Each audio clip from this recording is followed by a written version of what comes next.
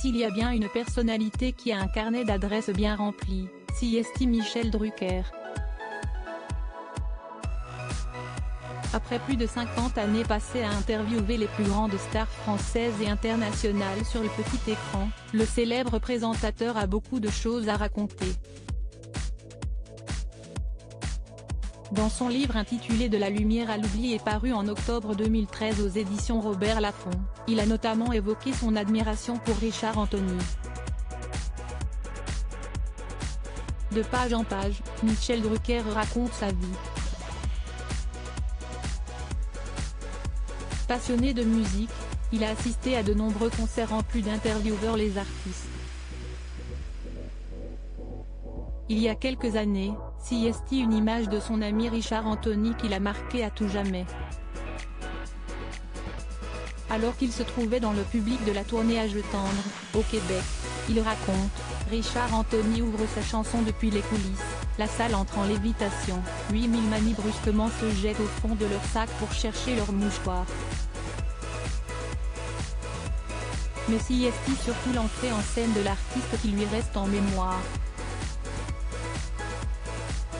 De la pénombre on voit émerger Richard, 50 kilos en moins, mais un peu boudiné quand même dans son costume cintré. De toute façon il n'a pas eu le choix, il n'aurait pas maigri il serait décédé. Se souvient-il? Il marche tout doucement. Durement impacté par la vie, Richard Anthony n'est plus aussi fringant qu'avant.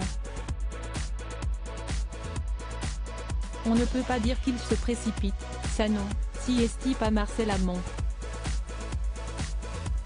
Il marche tout doucement, à petits pas, suspendant le public à son ralenti, écrit le présentateur. Heureusement, malgré les coups durs et une santé chancelante, le chanteur n'a rien perdu de son talent. Son timbre chaud est intact, quand il chante, rien ne bouge, sauf sa glotte, précise Michel Drucker. Depuis la parution de ce livre, Richard Anthony est malheureusement décédé. Le 19 avril 2015, à l'âge de 77 ans, il succombe à un cancer généralisé après avoir vaincu un cancer du côlon en 2010. Ses obsèques ont été célébrées le 24 avril 2015, dans l'intimité familiale. Aussi, Michel Drucker n'était pas présent, mais ce souvenir du chanteur dans toute sa splendeur l'aura marqué à vie.